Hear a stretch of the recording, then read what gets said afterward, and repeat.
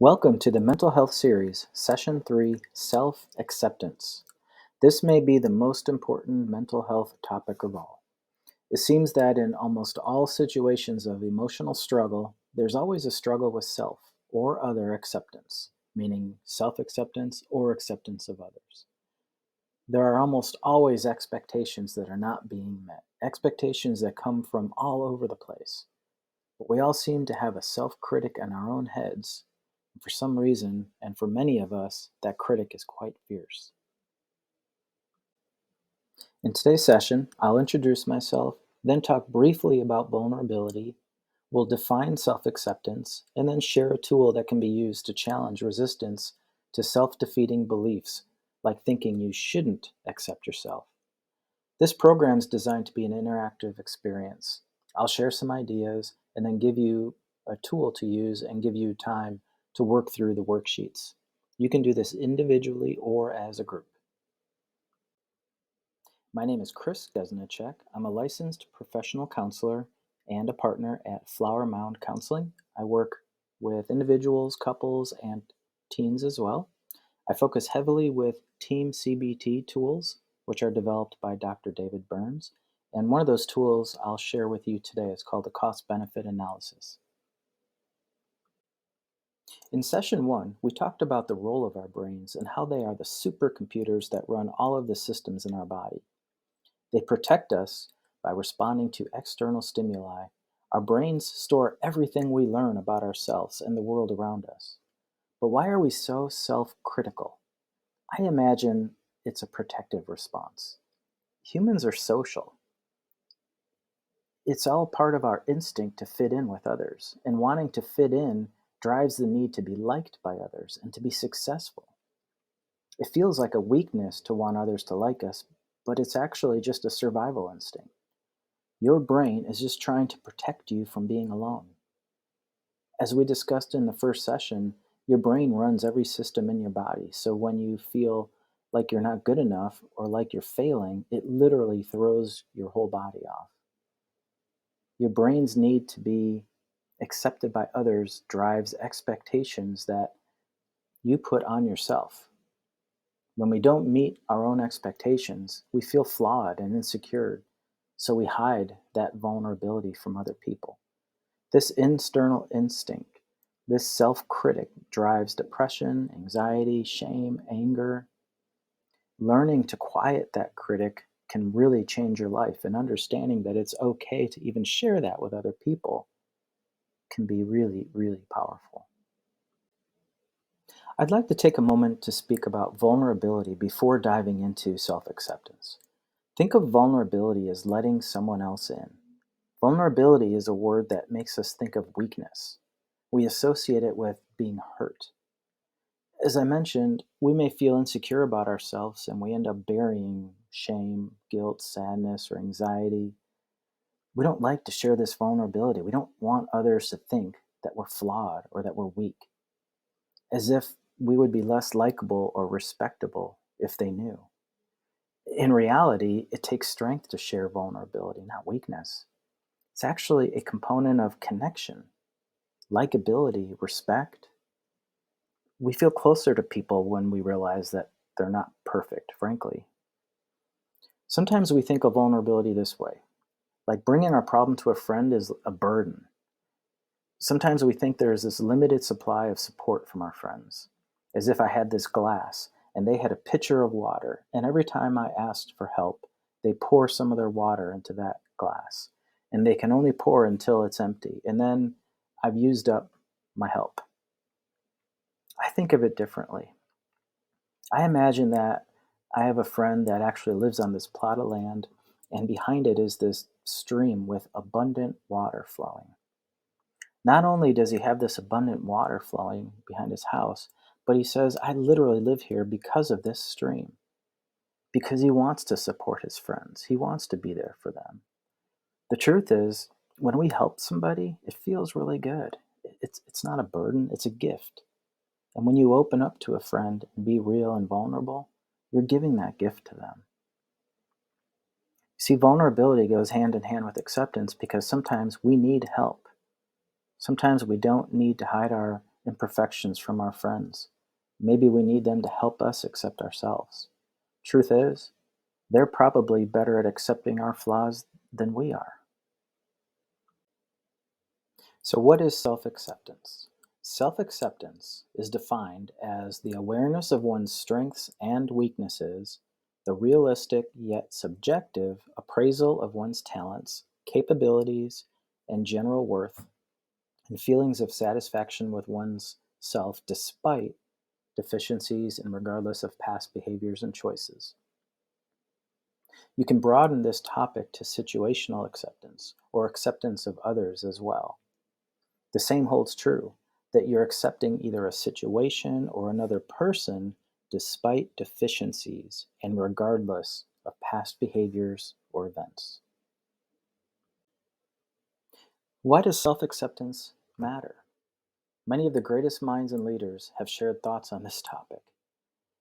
It may be best summed up by C.S. Lewis when he says, "You can't go back and change the beginning, but you can start where you are and change the ending." Pope Francis shares that God never tires of forgiving. We get tired of asking for forgiveness. According to Brene Brown, who is an expert in working with shame, she says, "Let go of who you think you are supposed to be and be who you are." I'll give you another perspective. According to the Buddha, when the ego dies, the soul awakes. All of these statements point to the importance of letting go of some ideal self, some expectation for maybe perfection or something like that, and accepting who you are, because that is the point when you can start to really be yourself and be who you are supposed to be. I don't think we can live in the present and live to our full potential if we can't accept where we are. It would almost be like trying to drive a car down the road and constantly looking down at the interior of your car, dissatisfied with what you're driving. Looking at the seats and the steering wheel and the color and whatever it might be, thinking this isn't good enough. And then you start looking in the rearview mirror and you start thinking about how bad the road was that you just traveled. You have disapproval for that road and where you've been. If you're doing all these things, how can you possibly focus on what's right in front of you, which is the road ahead and the road that you're on at that time? It would be impossible. We can't see two things at once. We need to be focused. We need to let go of the car that we're in, the road we've traveled. It doesn't mean we necessarily are happy about everything that's happened, but it's the only way to live for right now. Instead of taking C.S. Lewis's word for the importance of self-acceptance, let's try using a tool called cost-benefit analysis. With this tool, you can decide for yourself. This tool is used to challenge resistance to change. The cost-benefit analysis is designed to compare advantages and disadvantages of change. Generally, it's change of a behavior or a belief. The tool was designed by Dr. David Burns. You can use it anytime you're considering changing a belief that you have or maybe a behavior. You can use the tool to see if it's really worth the effort to make that change or if you even want to. For our activity, we'll compare advantages and disadvantages of having complete self-acceptance of yourself. Let's start by capturing some reasons you do not want to accept yourself. These are disadvantages of self-acceptance, so they go on the right. One reason for not accepting yourself may be that you have very high standards and you expect perfection from yourself. And in truth, you've made mistakes and you've failed at times, which just isn't acceptable. Another reason may be that you've really never accepted your flaws, and there's a strange comfort in feeling this way. I've had clients say that they can't imagine what it would even feel like not to be critical of themselves.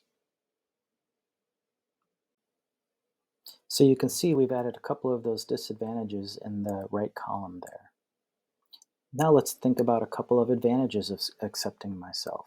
I may acknowledge that in a way I'm actually unique and I'm made this way by a perfect creator, which also in a way makes me perfect because I am the way that I'm supposed to be. Maybe I can point to those flaws or imperfections in some eyes as making me even likable. If I really think about it, none of my friends are perfect. And if they were, I don't even know that I would necessarily like them if they were perfect and had everything in their lives going exactly the way that they should be. Their imperfections make them likable. So maybe my imperfections make me likable as well. So now, as you can see, I'm starting to build out advantages and disadvantages of self acceptance because the truth is, there are both. It's not as simple as whether I should do it or not. And if it was, I wouldn't even be challenging myself with this. This wouldn't be something that is difficult to do. And another thing that happens sometimes is as I work through the tool, it branches into additional thoughts. In this case, on the advantage side, I might start thinking about, well, what happens to me when I don't accept myself? What happens is I end up putting on a performance and I can't even be real. I can't even be myself. And the truth is, that's absolutely exhausting. So I can even add that to the advantages side and think about other things that are happening when I do not accept myself. This would be a good time to pause the program and either individually or as a group try to fill this sheet up with advantages and disadvantages to complete self acceptance. It's not advantages and disadvantages of perfection because none of us is perfect. We're talking about self acceptance of all of our good and our bad, the things we're really good at and our flaws. So, what are those advantages and disadvantages? Go ahead and pause this, and when you're done, press play again, and we'll take a look at some additional ideas that I captured. Well, I hope you were able to fill up the sheet, and I hope you were even surprised by how many advantages and disadvantages there could be, because it really branches into your whole life and how you feel and how you see the world. I hear many reasons why people don't want to accept themselves. Not only do they expect perfection, but they think that it's required to perform or that they deserve to be hard on themselves. They may have a need to fit in. When we connect our self worth to our achievements or money or success or power, we fall into this trap of needing perfection.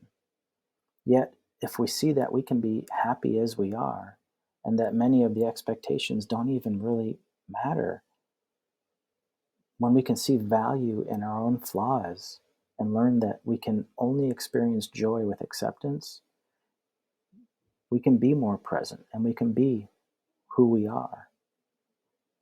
Hopefully, we can see the weight of advantages.